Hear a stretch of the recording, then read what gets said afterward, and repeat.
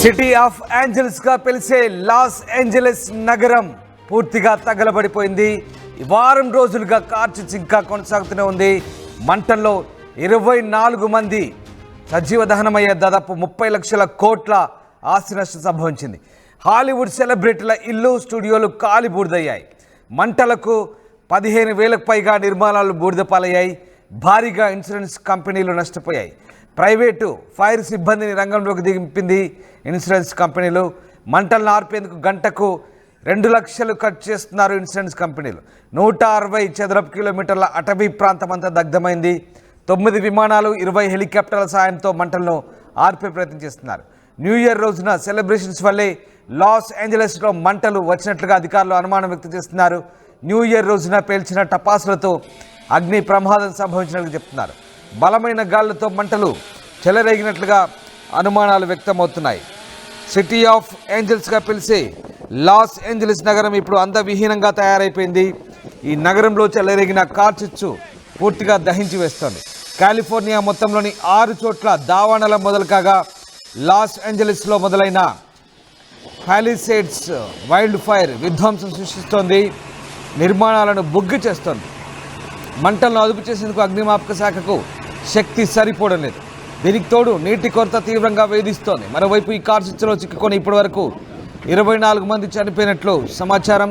మీరు చూస్తున్న దృశ్యాలు లాస్ ఏంజలస్లో ఇంకా మంటలు కొనసాగుతూనే ఉన్నాయి. కార్చిచ్చు ఆగడం లేదు. దాదాపు వారం దాటింది, ఇంకా దావానంలా వ్యాపిస్తూనే ఉన్నాయి. నీటి కొరత కారణంగా పూర్తి స్థాయిలో మంటలు ఆర్పే పరిస్థితి లేదు. వేల కోట్లు కాదు, లక్షల కోట్ల ఆస్తి బుగ్గిపాలవుతుంది. విలాసవంతమైన భవనాలు పూర్తిగా కాలిబూడిదై నేలమట్టమైన పరిస్థితి. హెలికాప్టర్లు, విమానాల ద్వారా రసాయనాలు చల్లి మంటలను ఆర్పే ప్రయత్నం చేస్తున్నారు, నీళ్లను చల్లుతున్నారు.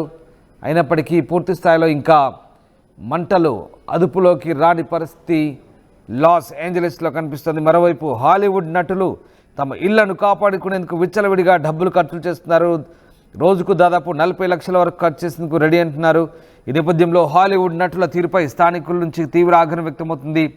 నీటి కొరత ఉన్నప్పటికీ వారు విచ్చలవిడిగా వాడేస్తున్నారని, ప్రభుత్వ నిబంధనలు కూడా బేఖాతరు చేస్తున్నారంటూ విమర్శలు వ్యక్తమవుతున్నాయి. నీటి సంరక్షణ కోసం 2022లో ప్రభుత్వం కఠిన నిబంధనలు తీసుకొచ్చింది.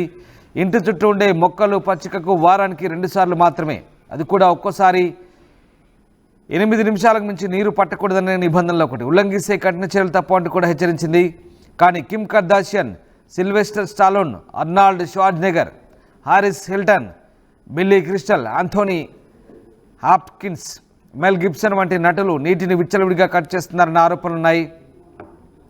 మొత్తం మీద నీటి కొరతతో ఇబ్బంది పడుతుంటే సెలబ్రిటీలు మాత్రం విచ్చలవిడిగా నీటిని వాడడంపై ఆగ్రహవేశాలు వ్యక్తమవుతున్నాయి. ఇక కార్చిచ్చు కారణంగా లక్షలాది మంది తమ ఇళ్లను ఖాళీ చేసి వెళ్ళిపోతుంటే సెలబ్రిటీలు మాత్రం తమ విలాసవంతమైన భవనాలను కాపాడుకునేందుకు నీటిని దుబారా చేస్తున్నారంటూ మండిపడుతున్నారు.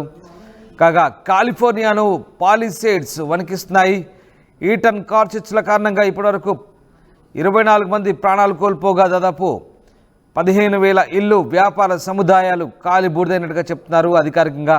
అనధికారికంగా ఇంకా వేల సంఖ్యలో ఇళ్ళు కాలి బూడిదైపోయాయి. అదే సమయంలో హాలీవుడ్ స్టార్లు తమకు కేటాయించిన నీటి కంటే అధికంగా వాడుతున్నారంటూ విమర్శలు వస్తున్న నేపథ్యంలో మొత్తం మీద ఇటు కార్చిచ్చును ఆపేందుకైతే ప్రస్తుతం చర్యలు అయితే కొనసాగుతున్నాయి.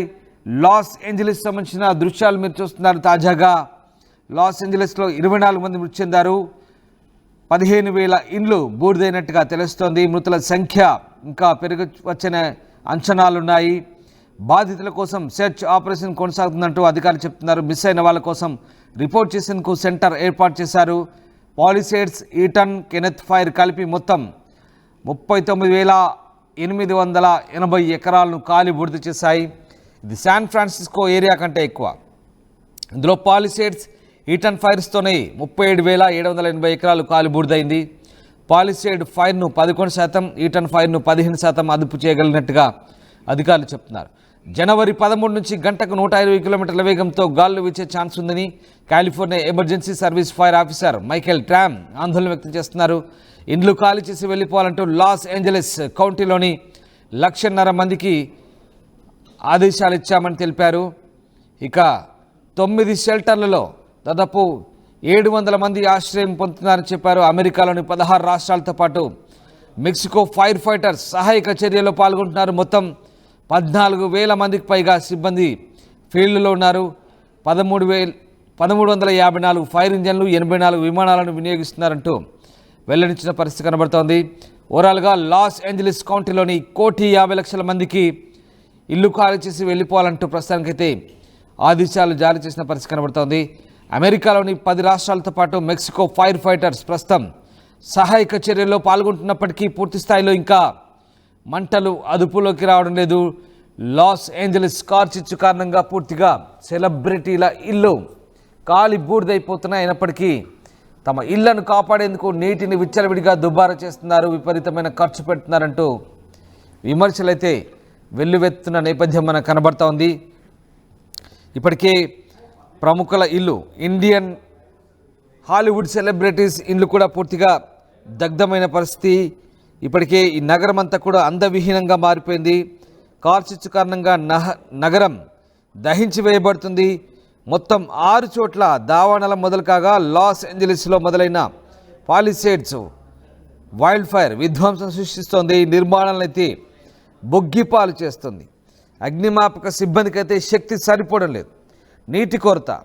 ఈ నేపథ్యంలో ఇంకా మంటలను ఆర్పేందుకైతే ఇబ్బందికర పరిస్థితులే తలెత్తున్న సందర్భం కనబడుతూ ఉంది.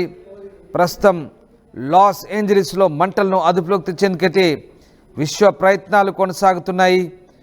కానీ విని ఎరగని రీతిలో లాస్ ఏంజలీస్లో ఈ దారుణం చోటు చేసుకుంది.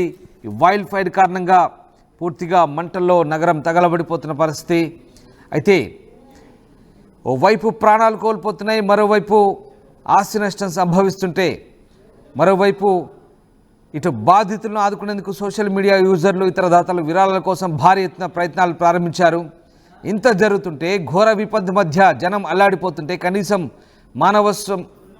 మానవత్వం మరిచిన కేటుగాలు తమ వక్రబుద్ధిని చూపిస్తున్నారు.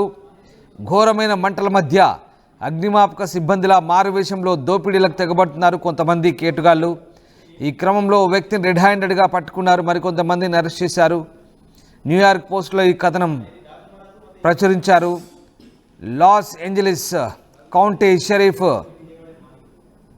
22 మంది అరెస్టులను ధృవీకరించారు. ఇంట్లో దొంగతనం చేస్తున్నగా కూడా పట్టుకున్నారు.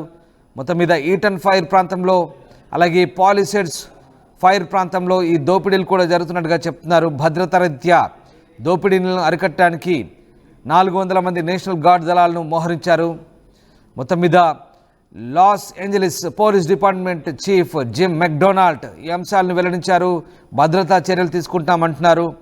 మరోవైపు మంటల్లో చిక్కుకున్న బ్రెంట్వుడ్లోని అమెరికా ఉపాధ్యక్షురాలు కమలా హ్యారిస్ నివాసం సమీపంలో కర్ఫ్యూ ఉల్లంఘనలకు సంబంధించి మరిన్ని అరెస్టులు జరిగాయని కూడా అధికారులు చెప్తున్నారు. సో ఓవరాల్గా ఇప్పటికైతే లాస్ ఏంజలీస్ను కార్చిచ్చు వీడడం లేదు, మరికొద్ది రోజులు సమయం పట్టవచ్చంటూ అధికారులు చెప్తున్నారు.